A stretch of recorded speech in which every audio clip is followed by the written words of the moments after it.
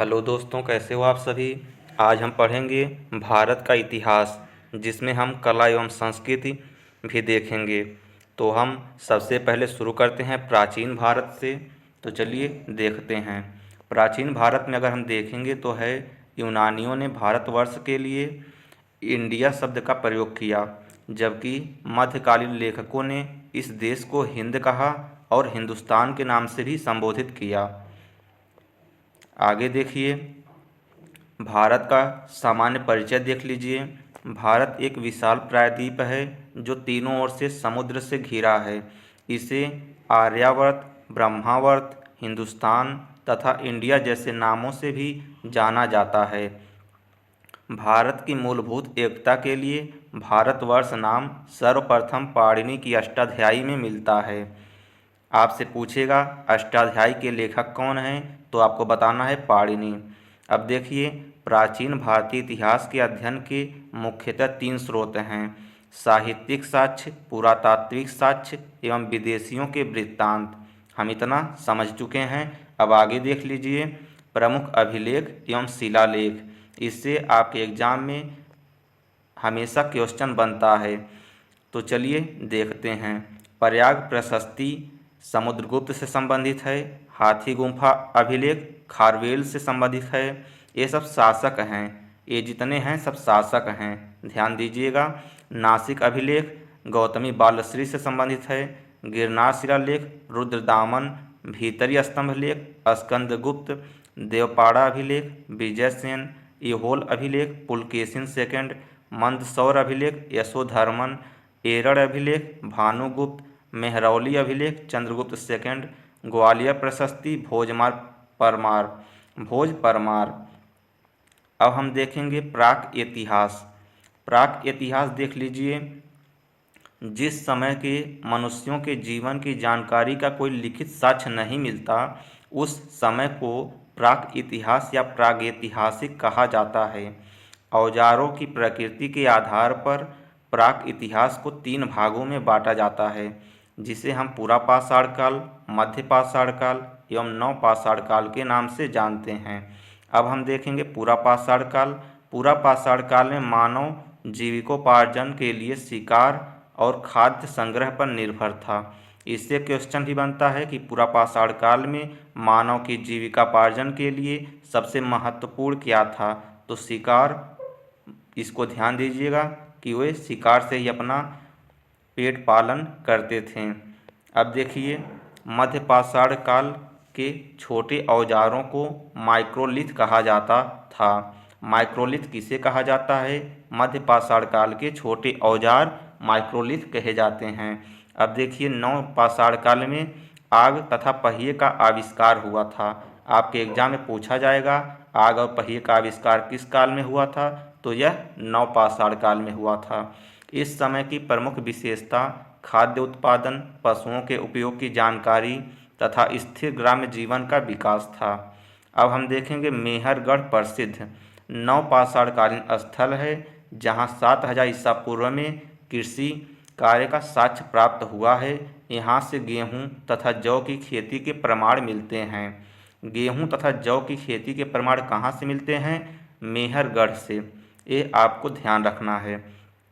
अब देखिए, मनुष्य के साथ कुत्ते, भेड़िए तथा जंगली बकरे के समाधान भी प्राप्त हुए हैं। मेहरगढ़ से मनुष्य के साथ कुत्ते, भेड़िए तथा जंगली बकरे के समाधान भी प्राप्त हुए हैं। मनुष्य ने सर्वप्रथम कुत्तों को पालतू बनाया। मनुष्य ने सर्वप्रथम किसे पालतू बनाया, या पूछ लिया जाएगा मनुष्य ने सर्वप्रथम किस जानवर को पालतू बनाया, तो आपका आंसर हो जाएगा कुत्तों को पालतू बनाया। मानव द्वारा बनाया जाने वाला प्रथम औजार कुल्हाड़ी था। यहाँ से आप देख रहे हैं बहुत इंपॉर्टेंट क्वेश्चन बन रहे हैं आपके एग्जाम के लिए। इतना बारीकी से आपको कहीं कंटेंट नहीं मिलेगा। आप देख रहे हैं कि औजार आ गया कुल्हाड़ी, जानवर आ गया कुत्ता, इसीलिए आपको बहुत इम्तिनान से इसे पढ़ना है, जिससे आपके एग्ज़ाम में ये क्वेश्चन आए तो आप इसे कर ले जाएं। अब देखिए, उत्तर प्रदेश के बेलन घाटी में स्थित कोल्डी हवा, बहुत इंपॉर्टेंट क्वेश्चन है। कोल्डी हवा नामक स्थान से चावल की कृषि का साक्ष्य मिला है। मनुष्य ने सबसे पहले तांबा धातु का उपयोग आरंभ किया। तांबे से जिस युग में औजार अथवा हथियार बनाए जाने लगे उसे ताम्र पाषाण काल कहा जाता है। यहाँ तक क्लियर हो गया होगा। अब देखिए हड़प्पा सभ्यता, जिसे हम सिंधु सभ्यता भी कहते हैं। हड़प्पा सभ्यता में हम देखेंगे तो रेडियो कार्बन C14 जैसी नवीन काल निर्धारण पद्धति के द्वारा हड़प्पा सभ्यता की तिथि 2350 ईसा पूर्व से 1750 ईसा पूर्व मानी गई है। हड़प्पा सभ्यता आद्य ऐतिहासिक काल की कांस्य युगीन सभ्यता है। वर्ष 1921 में दयाराम साहनी ने हड़प्पा स्थल की खुदाई कराई, जिसमें एक बृहद नगरीय ढांचे का अवशेष प्राप्त हुआ। अब हम देखेंगे वर्ष 1922 से 23 में राखाल दास बनर्जी ने मोहनजोदड़ो स्थल की खुदाई के दौरान हड़प्पा से मिलते जुलते अवशेष तथा अधिसंरचना को देखा। यहाँ पर आप लोगों ने दो नाम देखा होगा, राखाल दास बनर्जी और दयाराम साहनी। तो आपसे क्वेश्चन बनता है कि मोहनजोदड़ो के खोजकर्ता कौन हैं? तो राखाल दास बनर्जी। हड़प्पा स्थल के खोजकर्ता कौन हैं? तो दयाराम साहनी। ये दो क्वेश्चन आपके एग्जाम में बार बार पूछे जाते हैं।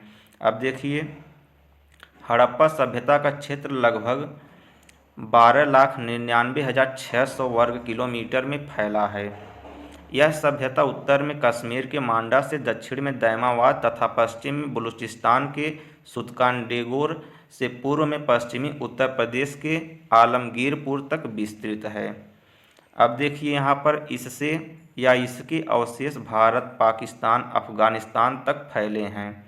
भारत के गुजरात, राजस्थान, हरियाणा, पंजाब में हड़प्पा सभ्यता स्थलों का पता चलता है। हड़प्पा सभ्यता भारतीय उपमहाद्वीप में प्रथम नगरीय सभ्यता का प्रतिनिधित्व करता है। ये सब क्वेश्चन आपके एग्जाम में बार बार बनते हैं, इसलिए आप इन्हें ज़रूर पढ़ के जाइएगा। इसका स्क्रीनशॉट भी ले लीजिएगा और आप लोगों को हम यह PDF प्रोवाइड कर देंगे, व्हाट्सएप पे आपको दिया जाएगा। अब देखिए हड़प्पा सभ्यता स्थल से प्राप्त नगरीय अवशेष प्रायः दो भागों में विभाजित हैं, ऊपरी तथा निम्न भाग। ऊपरी भाग शासक नगर हैं, जिसमें राजकीय इमारतें, खाद्य भंडार, गृह इत्यादि निर्मित हैं, जबकि निम्न भाग में छोटे भवनों के साक्ष्य मिलते हैं। सभी भवन समान क्षेत्रफल में निर्मित हैं। ये सड़कों के किनारे एक आधार पर निर्मित हैं। यहाँ की सड़कें एक दूसरे को समकोण पर काटती हैं। भवनों के दरवाजे मुख्य सड़क पर न खुलकर पीछे गलियों में खुलते थे। लोथल इसका अपवाद था। यहाँ देख लीजिए लोथल जो है इस सिद्धांत का, इस नियम का अपवाद था।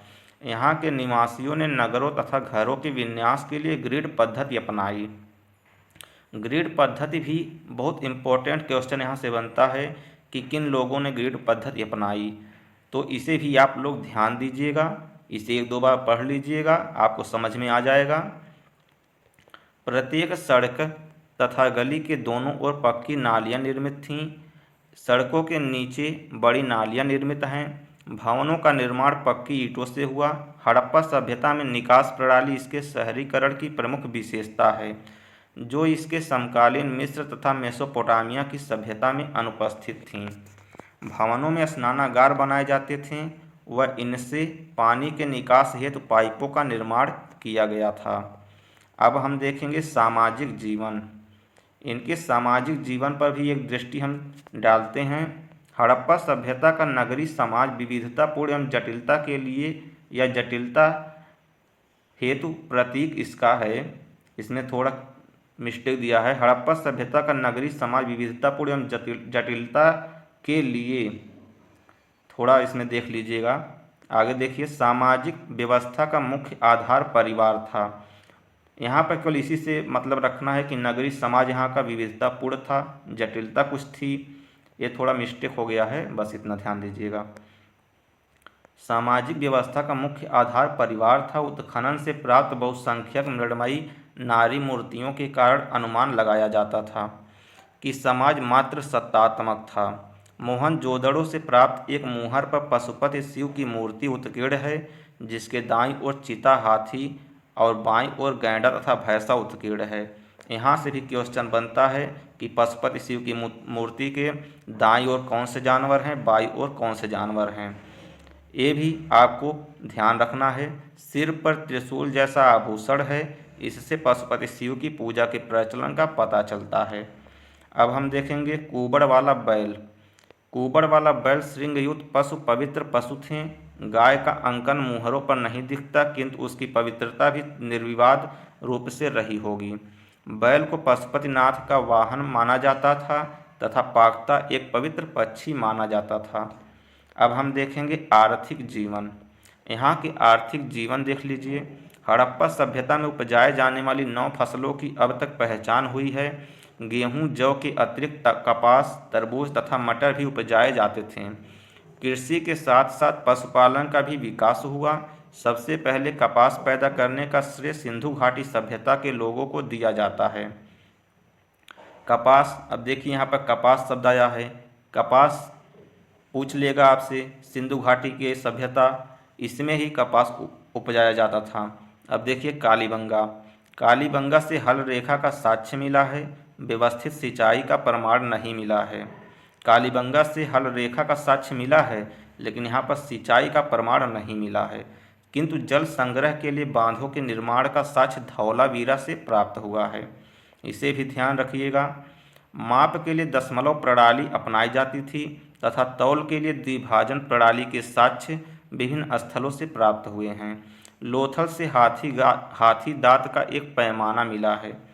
मोहरों पर चित्रित जहाज़ों के डिजाइन हैं।